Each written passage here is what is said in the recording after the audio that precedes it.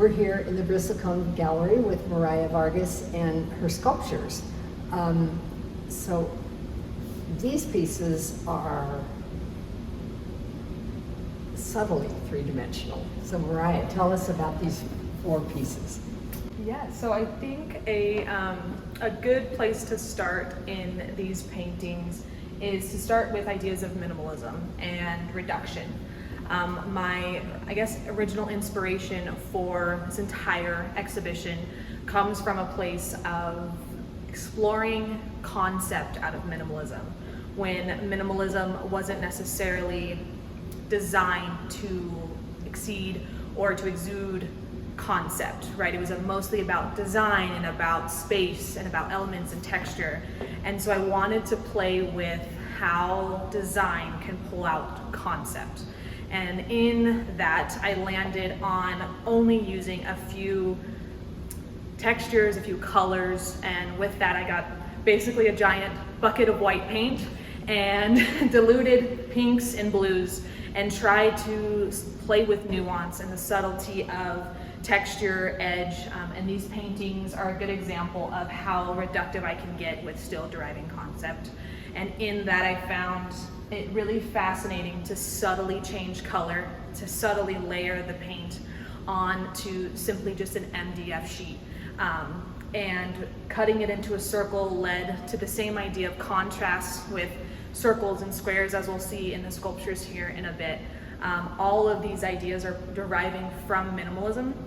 And in these paintings, I was really fascinated with the subtle nuance, the sort of softness that minimalism can present versus the original wave of minimalism with the 70s being so masculine and hard edge and aggressive. I wanted to pull these paintings into something really soft and elegant and gentle. And so that is the use of MDF, just to make it a little bit three-dimensional while having that nuance in between the paint, was sort of the goal between these paintings.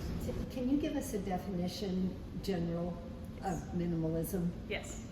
So I guess my experience with minimalism, which might be, the only perspective I can bring to this work, but in studying at the University of Nevada, Reno, there was this draw to history and to the 70s and how masculine and sort of aggressive and hard edge and the scale was huge and on these pieces, and from a sculpture education standpoint, that was something that was a huge focus for us.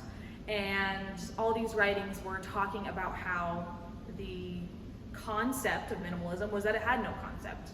And I challenged that a bit, and that if a woman was making these things, it would have a whole lot of different meaning, right?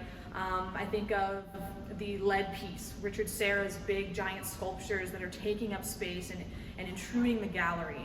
That has a concept to it. And so I challenged the idea that there was nothing to be said about the work in the 70s. And then what if we took a feminine spin on that same sort of reductive visual aesthetic? And in that I landed in this sort of inherent way of working for me is derived out of feminism, is derived around queer theory, and in that you'll get the undertones of queer theory, feminism, and femininity in this work, smashed together with the 1970s masculine movement of big sculptures and things that take up a lot of space. You mentioned femininity. How does gender fit in with these pieces? So gender started as this sort of anchor point of studying soft and hard. So I guess I'm really thinking about binary structures. In gender, we have this binary structure in society that allows us to assess and understand the world. And in that, we understand masculinity as one thing and femininity as maybe the opposite.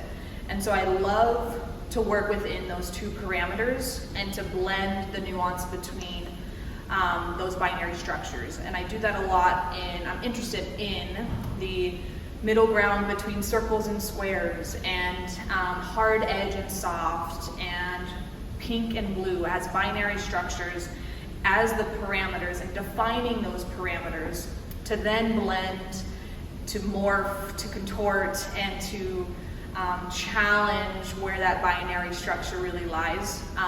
And I think that moment where you start to get in between binary structures, masculine, feminine, hard, soft, is where the sort of beauty of queer theory gets presented into the work. This idea of the in-between, this idea of the other, and I think that is where I would like the work to land, is in that middle ground of our understanding and challenging our immediate assumptions when we see blue, when we see pink, when we see a box, when we see intimacy, and what that looks like. And so I think that's where gender is really the driver for getting to that middle ground of that queer theory conversation where I want the work to land. So these are very serious sculptures, but the pink really makes me smile, even grin. So talk about the pink. Yeah, so I think the pink choice was this inherent sort of feminist move, right? This bold pink that was kind of sassy to minimalism, right? And I always have to defend this work in the concept that I'm just making pedestals, right? And so how do I guess the question I was asking myself was, how do I kind of make it a little sassy pink? And that was the decision to paint the inside. I also love the tilt where you can see it in there. And there's these sort of stylistic moments where it becomes a little bit more intimate versus tilted pedestals, right? At the end of the day, all I did was paint MDF white, right? And there's a decision that I had to make in painting them pink. And I love the moment where just a couple subtle changes to painting a pedestal of MDF and just tilting it and making it pink makes it pretty cute. And I think, not to make it sound as if it's supposed to be cute or direct, but I think that there is, instead of this big, bulky, masculine, intense sculpture that they are, by just tilting it a little bit, it makes it very intimate and very cute, very soft. And I love that moment. And it's a little bit of a nod or a shrug to minimalism and making it feminine. Well, if I may, your word sassy, Yeah. really works. Yeah, like a little bit like smart alecky or sassy, and I love the bold pink, right? And it is a different decision to make it bold on these sculptures and to make it soft on these other paintings, right? There's decisions that I had to make, and that I love that balance, again, bold and soft. So the material I use for the construction is medium density fiberboard. It's really easy to work with and to manipulate. It comes in big, large sheets, which allows me to get these cuts all in one piece. It's very easy to prime, paint, and manipulate the color for. And so it is a very simple and sort of industrial decision to use a board that doesn't have a lot of context or meaning behind it, right? It is just for this sort of industry and the idea of making it a shape out of something pretty simple. So Mariah, what do you work on now, and where do you see your work going from here? So currently I am not doing any large scale sculptures. As you can probably tell, my hands are full with the ones I have here. In just space alone, but I am really just focusing on this sort of learning the skill of pottery. I love getting my hands dirty. I learned quickly that I'm not a drawing person, I'm not a painter, I'm not a person that sits in a room and can quietly listen to music and create. I am much more of a rambunctious saws and music and community, and since the pandemic has started, things have slowed down in that realm for me. Not saying that I would not get into that ever again, but there is something so special about the community of making and in a woodworking shop and a welding shop that I absolutely adore. So I am still finding my footing, but have found a love for clay and the physical nature of that relationship that I'm really fascinated with right now, which seems like a huge pivot from the clean aesthetic to the sort of messy clay work. But there's something very fascinating, and learning about my experience and the physicality between me and an object is the point where I love art art and art making. For these, I guess in the future, I would love to make them more of a permanent installation somewhere. As big sculptures, I think the next step is naturally to go outside. And how do we make them survive the weather in the Nevada harsh climate? That would be something that I would be absolutely interested in and would love to pursue in our local community as well. Mariah, thank you so much for coming to the gallery and talking about your work. It's wonderful to have you. We're thrilled to be able to do these videos. Thank you guys so much for having me, the production and all of the people that are in on this, to have us exhibit the work together.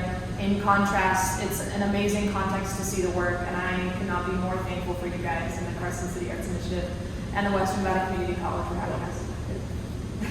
We're delighted, and I wanted to also thank the college and Rachel Stiff, who's the full-time art professor here, for all of her collaboration as well. This is a beautiful gallery.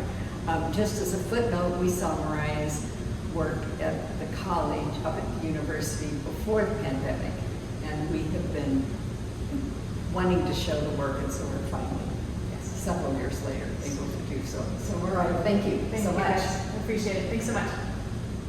Hi, I'm Sharon Ross with Capital City Arts Initiative. We're here at Western Nevada College Bristlecone Gallery with Sogand Tabatabaei and Mariah Vargas. We're interviewing them about their show Contrasts here in the gallery through September 15th.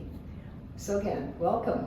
Thank you. Thanks for having me. So tell us everything. Tell us about your work and these wonderful small collages. Well, I've been, so in this exhibition, I'm showing two bodies of works.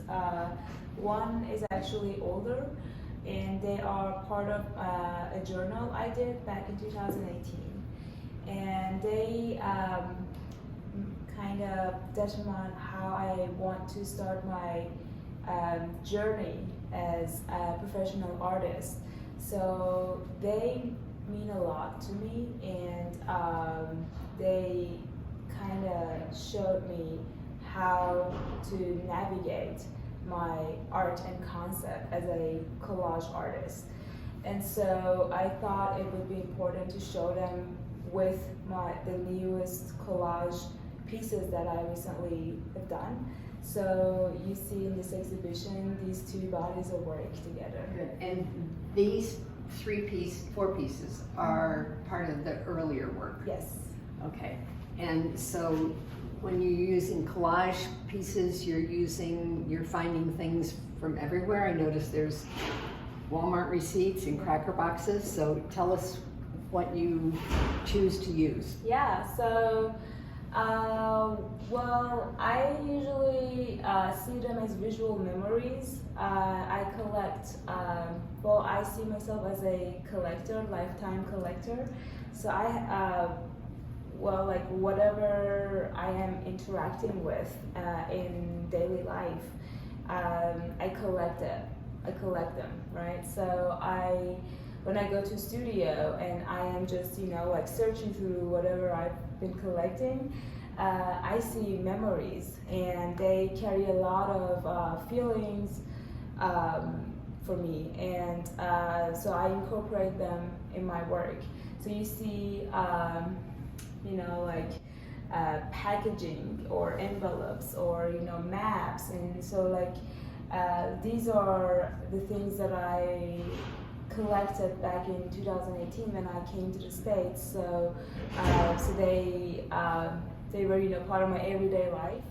See them, these really are full of memories of the first few months when I came to the States, and everything was sort of new for me in this culture, in this new environment. So I employed a lot of, like visual memories from this new environment in these pieces. So you mentioned that you're not a Native American. Yes. So where were you born, and when did you come, and where did you come from? I was born and raised in Tehran, Iran. And when I finished my BA in painting at Tehran University of Art I decided to continue my education in interdisciplinary art, and so I applied to MFA program at UNR, and then I came to the States. Well, congratulations Thank and you. welcome. Thanks. Sogand, so tell us, what are your biggest surprises or things you enjoy from being in Northern Nevada? I'll start with the things that I enjoy. I feel like when I think about Northern Nevada, nature comes first to my mind, and that's actually what I miss a lot now that I'm away from this environment. And but when I first came here, like the whole culture, like I felt like like I was really trying to cope with the whole culture, and that wasn't necessarily Northern Nevada. That was like America to me. So I feel like it was a positive challenge for me to to start my career as an artist, responding to the changes, the challenges, and through my art. And I would say Northern Nevada now is a second home for me. Like I miss it like home. So, but the things that I enjoy about it, as I said, first thing is the amazing nature it has, and and amazing people, of course. And another thing that I like about Northern Nevada is the great growing art scene, and the great opportunities that are coming in town, especially in Carson City, and I feel like the art opportunities are great for artists, professional artists, and emerging artists. So it's something that should be cherished. So again, the pieces you do, the environments you've built, collages, they're small in scale. They project a larger image, but they're very small in scale. And they're intimate. So talk about that. Yeah, so I aim to create an ambiguous space in my work and create an intimate space. My art is a first, I would say, the first approach for me toward achieving that goal. So one reason for doing so is to invite viewers to step closer and take a closer look to the composition and what's happening inside, and see all like the details that my work offers, right? So because I believe collage is a documentary, is a still documentary. It's not like a movie, or but still. The collage artist uses a lot of photographs or pictures that other people took, but the collage artist pieces them together and creates a composition. So I invite the viewers to step closer and take a look at all these documentaries and moments that are happening in the composition. And the other reason for the smaller scales in my work is to create this tense feeling that my work already carries. So I feel like the scale contributes to, or it's better to say exaggerates, that tense or tenderness the compositions carry. In these pieces, in these collages, I love the fact that to build these rooms, these environments, you've used paint sample chips from paint stores, which are absolutely perfect for building a room. Behind them, these very serene rooms, but behind them you have explosions. So tell us more. This body of work is full of contrasts and contradictions. One example is the title that is really that is in a contrast with what is happening in the piece. Like for example, this one title is restful, but as you can see, it's not. It doesn't carry that restfulness feeling. So the rooms and the cozy feeling that I felt like the paint chips they carry to create that real wall-like atmosphere versus the loud explosions that are happening just behind the walls. I was really interested in bringing these two in dialogue together in one piece, and in an actually 2D piece. And so because they are interacting together in a 2D format, so I was really interested in putting them together in a conversation in this way to create as many contradictions as possible in my work. So many of these interior rooms, these calm, serene interior rooms, have these explosions going on behind them. So tell us more. So in this series, explosions, they are metaphors of hopes and fears and nostalgia. So I feel like they kind of gave this character to the series, and they keep the series together to start this connection with the audiences. So the audiences can relate to the artists, and these pieces are the aesthetic tool. And the explosions, the pictures of explosions, they are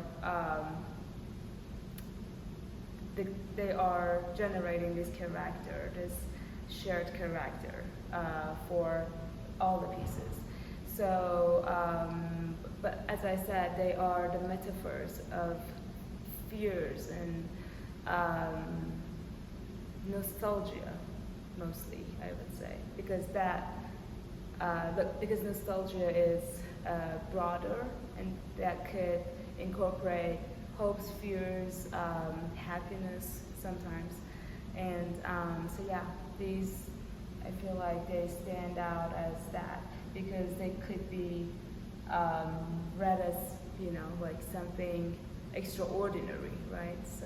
So again, tell us more about these amazing lines that are behind the images in these two pieces. They're very tightly drawn black lines. Are they freehand? Do you use a ruler? Are they from a printmaking background? Tell us. Sure. Well, as I mentioned, I am coming from painting and drawing background, so that 2D field is always visible in my work, and I still speak drawing as my visual language. So, so these defined lines, to me, they are. These precise lines, they were like my safe zone for a while in my artistic practice. So I would create the base with pen and ruler to start my collage pieces on. So it was my way to incorporate drawing and collage together, and so that was like a corridor a corridor for my transition from drawing to collage. So, and I still use a lot of drawing and precise lines in my artistic practice. Where do you see your work going from here? What are you working on now? So that's a very good question. I am primarily working on still collage pieces after exploring my concepts through big installations, micro collage pieces. I am right now working on almost 3D collage pieces, and I just started shaping the concept for them. And they are kind of inspired by structural atmospheres, the same atmosphere that you can see in the pieces in this exhibition. But I am trying to create bring more ambiguity to this space even more. And I am also trying to incorporate more drawing to these pieces. So I just started this series. So that's what I've been doing as of now. Yeah. Another part of this exhibition is the essay that CCAI commissioned by Josie Glassberg. Handouts are in the gallery, and it's also posted online. So we hope you read it. It's a terrific discussion of the work by Josie Glassberg. And I want to thank Mariah and Sogand very, very much for coming to be in the gallery today and answering our questions.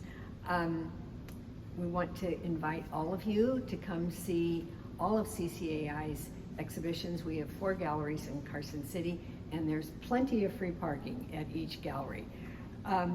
You'll find more exhibition videos and Nevada Neighbor Talk videos on our YouTube channel. And we want to thank, most important, we want to thank our generous funders and members for all their support that help make all of this happen. Thank you. Thank you so much.